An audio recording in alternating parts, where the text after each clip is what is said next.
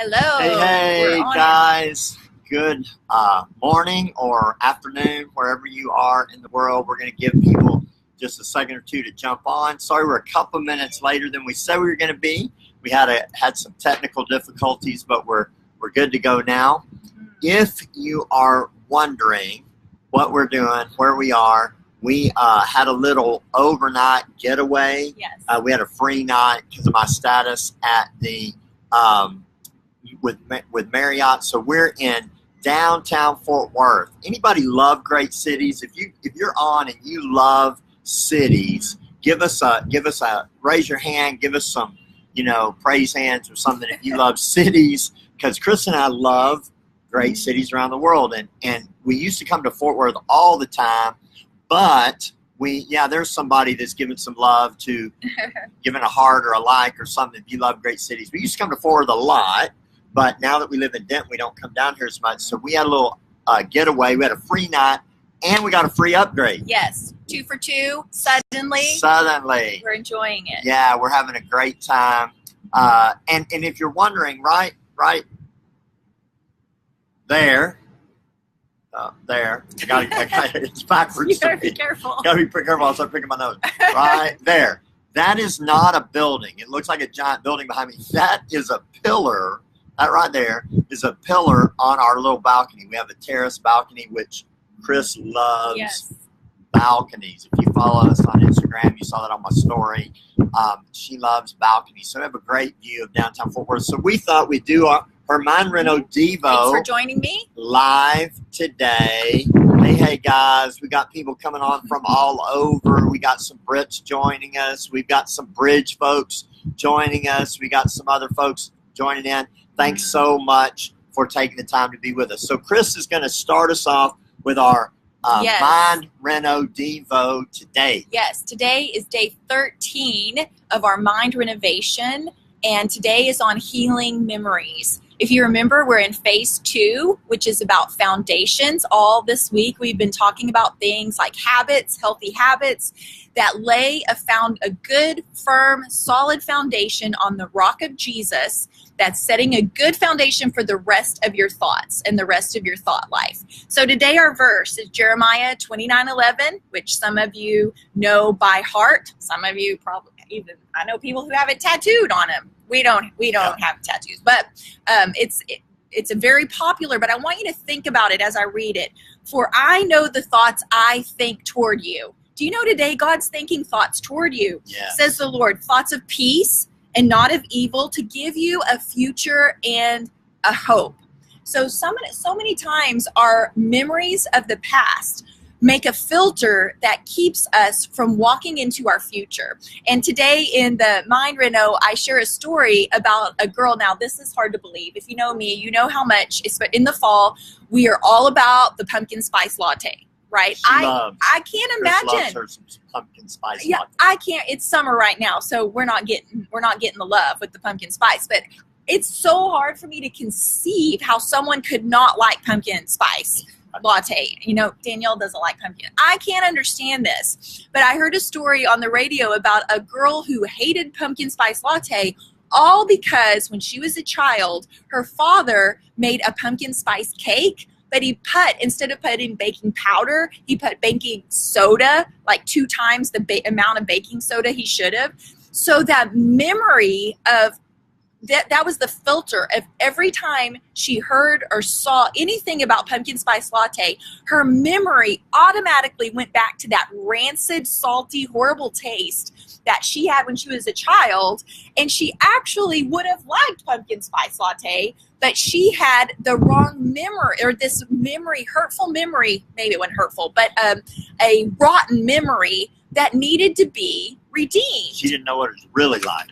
Yeah, that's right. She didn't know that it could be redeemed, and actually she could experience something beautiful. And that's what God has for our destiny and for our life. Dwayne, you have a really great quote about this. Yeah, Chris had this in her book, and there's a great quote that says, we don't see the world the way, or see things or the world the way they are.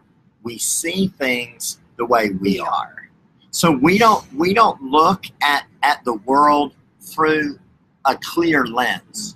It's not, if you can imagine a clear glass, pane glass in front of you, and you could see the world untainted or unfiltered, that's the goal. But most of us look through a glass dimly. We look through a tinted window. If you can imagine, tinted sunglasses are tinted. My lenses now don't have tint to them, but I have sunglasses that I wear in the sun, and they're tinted, and it makes me see things in an altered state. When we have a bad memory in life, we tend to look at things not the way they really are, but the way we are internally. Yeah. We look at them the way we are inside that memory. So how does that work in real life?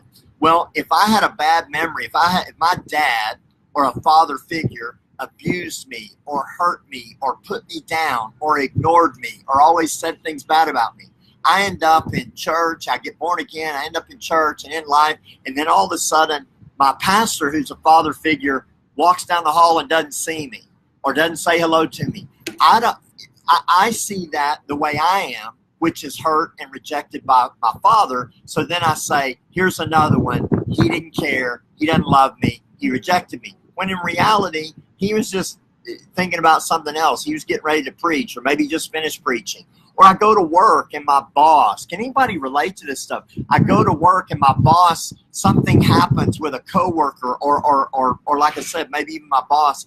And I then, instead of viewing that through what really is going on, I make this scenario that comes in my mind. So it goes back to what we talked about in taking thoughts captive. Yes. So we have to take those thoughts captive and say, I don't know the real story.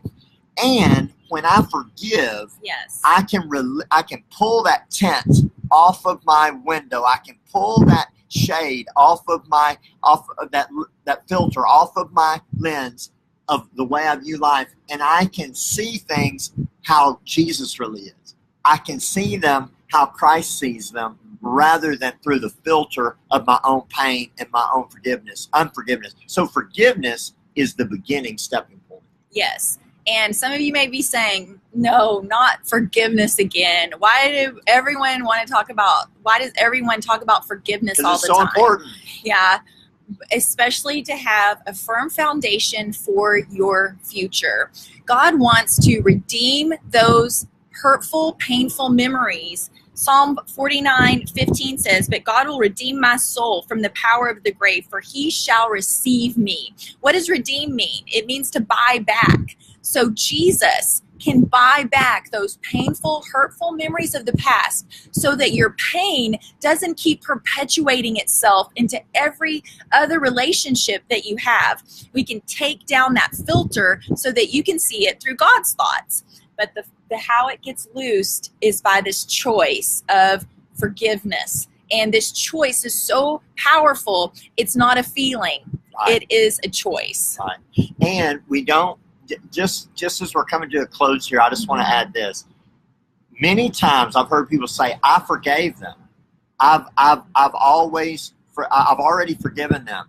But sometimes you have to forgive the people by a choice every time the memory comes back. That's so good. Because you did forgive. It doesn't mean you didn't forgive them. You really did. Yeah. But you made that choice. Then the enemy's going to throw that back up at you, and you keep doing it until you forgive them over and over and over. And you said keep doing it. That's the key. Because remember, we've been talking about repetition. Absolutely. Every time you forgive them or make a choice to forgive them, you're creating a new track, a healthy track for your mind to run on. And eventually, you won't have those feelings to have to keep forgiving them over time.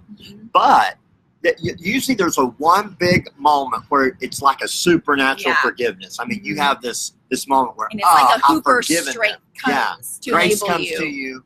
It's amazing. But then there's those little choices over and over and over until finally the bad feelings go. Yes. Holding grudges holds us back. So I know people say, I can't forgive because that makes it where it's justified what they did. No, it's just loosing you. It's freeing you for your future. We will let God deal with them, and that is between them and God.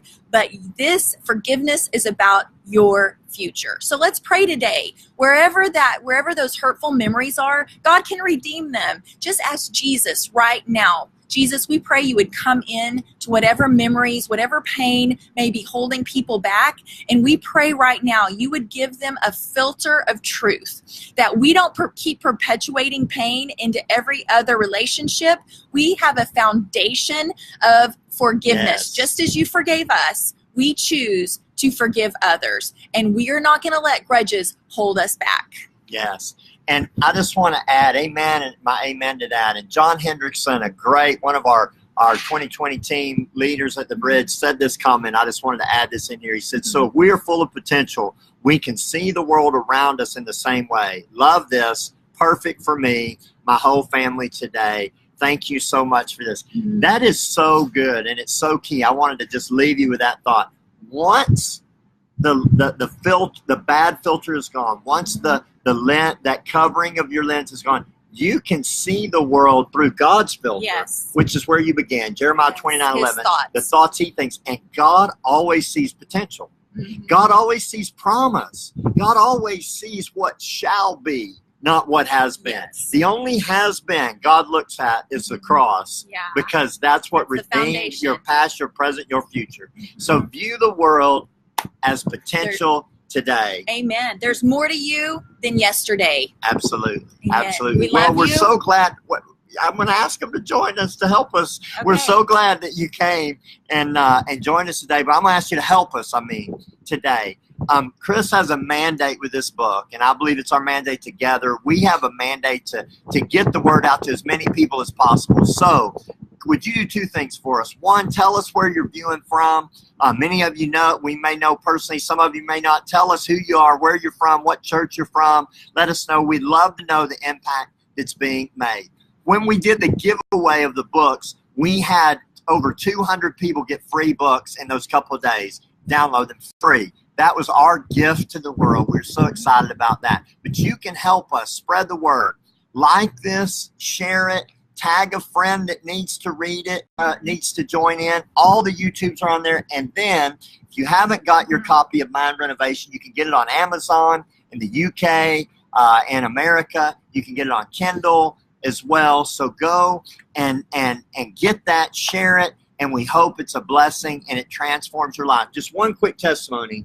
I was in Georgia doing a conference, and a pastor's wife bought this book. She went home and read the first chapter to her husband and said, oh my gosh, this has changed my life in one chapter. Came back, bought 15 books to start a ladies' Bible study in their church, and said, I've got to get this to as many people as possible. So help us get the word out. Would you do that? Awesome. We're so thankful for you helping us do that. And what Chris was about to say, and I interrupted her, was, we love you. And there's nothing you can do about it. The best is yet to come. Have a great day.